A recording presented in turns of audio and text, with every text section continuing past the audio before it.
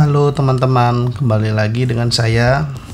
Kali ini saya akan menjelaskan konstruksi pada mesin yang kalian sudah lihat. Ini adalah konstruksi mesin mobil manual, dimana di sini kita bisa lihat sama-sama. Inilah dasar yang kalian ingin pintar, ingin paham dunia otomotif, harus paham dasarnya ini, ya.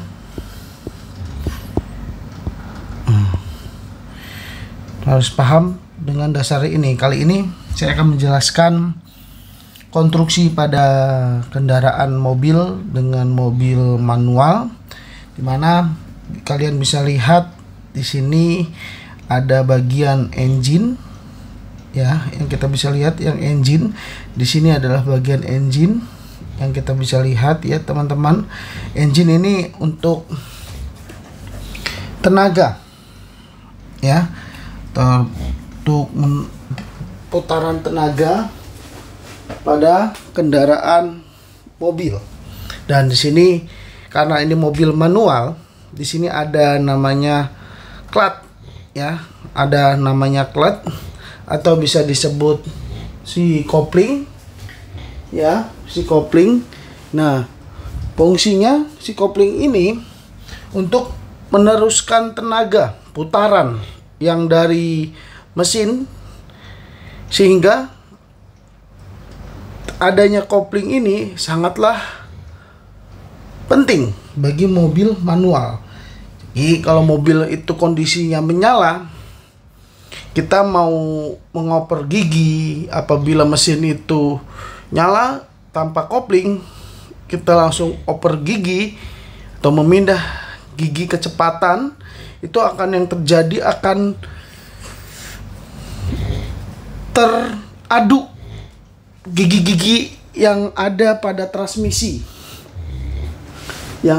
transmisi, sehingga konstruksi mesin bisa rusak, ya, bisa berantakan. Nah, di sini butuhnya kopling itu kondisi mesin masih hidup, dia dalam kehidup masih bisa memberhentikan putaran. Jadi si kopling itu ditekan apabila mau mengoper kecepatan. Kopling ditekan sehingga putaran pada si mesin ini berhenti. Jadi si gigi transmisinya itu bisa berpindah dengan normal atau berpindah dengan smooth, ya. Jadi sehingga tidak ada gesekan.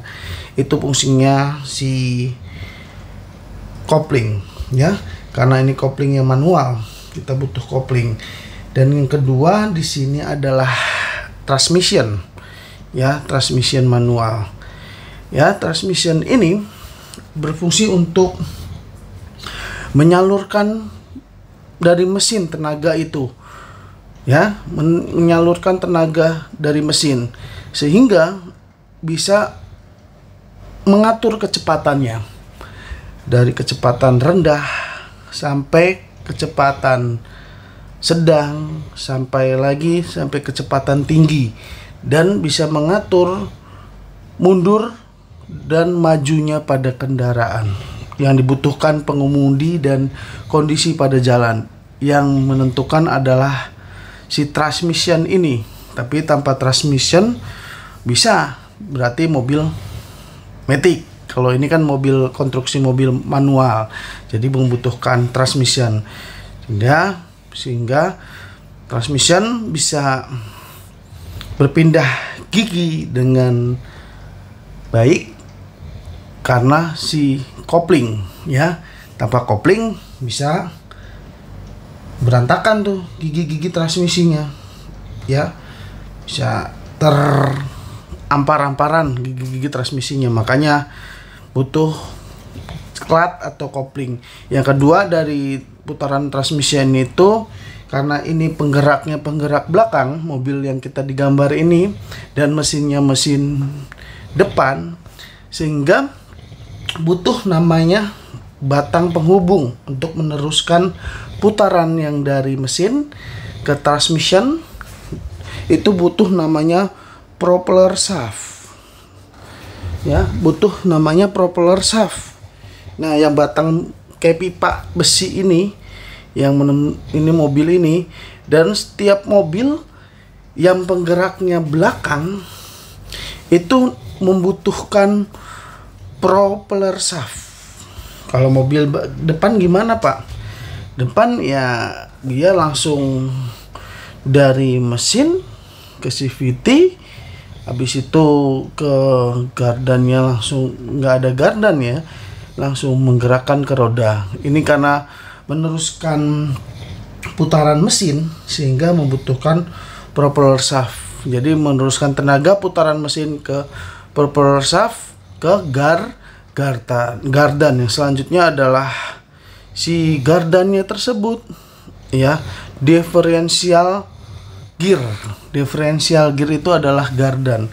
Sehingga si putaran mesin itu yang dari propeller shaft bisa meneruskan tenaga itu ke differential gear, atau bisa disebut dengan si gardan. Gardan akan mengikutkan putaran mesin yang dari mesin ke transmission.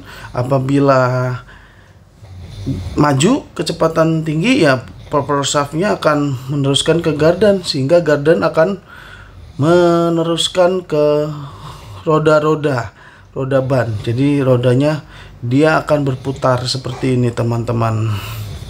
Ya, jadi berputar sehingga dia bisa disebut mobil itu berjalan. Ini universal joint ini bantalan ya, teman-teman. Jadi sehingga si gardan itu ke propeller shaft itu ada bantalan seperti karet, sehingga tidak ada terjadi suara yang mendengung dan bisa terjadi yang kasar ya, teman-teman, ya, karena bantalannya kan putarannya itu mesinnya. Jadi seperti itu. Apabila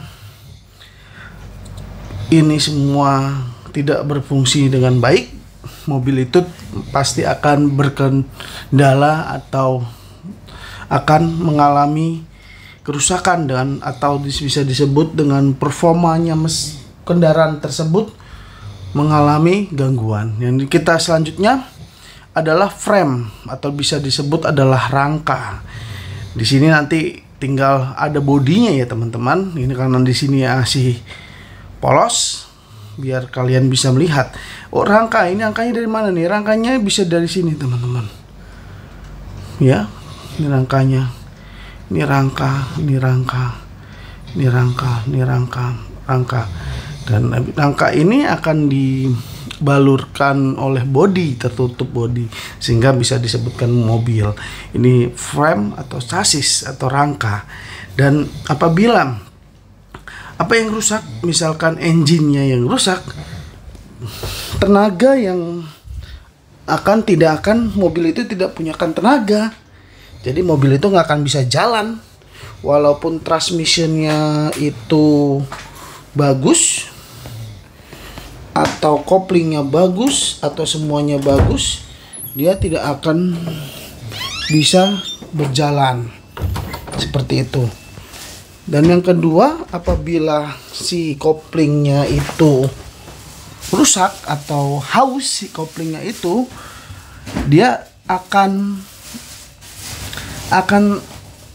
tidak akan bisa mengubah gigi ya dari transmisinya. Jadi dia akan tidak bisa mengubah gigi atau slip pemindahan giginya kalau kamplasnya itu. Jadi sehingga mobil itu yang dari putaran mesin ke transmission tidak akan bisa berjalan. Jadi mobil juga akan bisa jalan, tapi mesin masih berjalan atau hidup.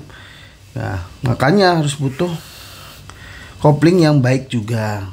Terus yang transmisi, apabila transmisinya itu rusak, juga akan mengalami kendala. Jadi sehingga performa atau untuk kecepatan yang kita inginkan dia akan terhambat ya. Jadi misalkan kecepatan sedang, rendah, atau tinggi sampai mundur, dia akan terhambat. Makanya buat kalian yang punya mobil manual harus diperhatikan ini, engine, clutch, transmisi, sampai propeller shaft, universal jointnya, sampai differential gear ya. Jadi jangan asal make. Misalkan kayak engine harus membutuhkan pelumas sehingga mesin-mesin itu terlindungi ya. Dan kedua, sistem pendinginnya. Dan kalau clutch, apabila kita kendaraannya macet, itu jangan ditekan terus pedal koplingnya, dia akan cepat habis sehingga kendaraannya mungkin bisa selip.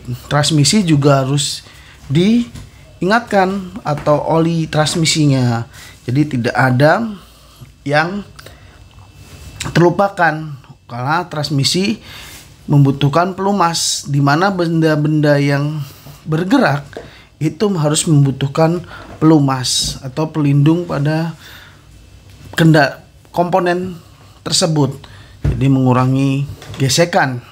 Yang ketiga, propeller shaft ya, mungkin bisa dilihat masa universal jointnya yang sudah oblak atau bearing-bearingnya seperti itu. Jadi sehingga dia tidak macet. Kalau apabila macet dia akan berdengung itu apabila oblak, dan bisa kalau copot itunya propeller shaftnya ya, mobil itu tidak akan bisa berjalan sehingga dari mesin tidak terhubung ke gardan. Apabila gardannya juga, ini gardan pun juga butuh pelumas, jadi sehingga dia ini kan putaran, ada gear-gearnya sehingga gear-gearnya itu terlindungi. Jadi apabila habis pelumasnya dia akan kemakan sehingga gigi-gigi pada gardan itu akan rusak sehingga akan pempundahan momennya saat maju atau mundurnya tidak akan bisa berjalan dan meneruskan ke roda. Seperti itu ya teman-teman. Ini adalah bagian yang setir. Ini ada bagiannya setir ya teman-teman. Nah, setirnya yang buat ke arah ini ya, untuk ke arah ke pengemudi. Itu di sini adalah steering main shaft-nya atau penghubungnya setir ke bagian string gear house-nya. Jadi bisa, ini ada penghubungnya di setirnya itu untuk bagiannya untuk ke steering house-nya ya, steering house-nya atau T-rod ya teman-teman. Nanti di selanjutnya kita bahas tentang keadaan setir dan lebih menarik lagi. Mungkin buat kalian yang mau belajar dunia otomotif bisa melihat video saya. Semoga video saya bermanfaat buat kalian yang ingin belajar dan ingin serius. Mungkin dari saya, terima kasih. Salam sehat semuanya. Bye bye.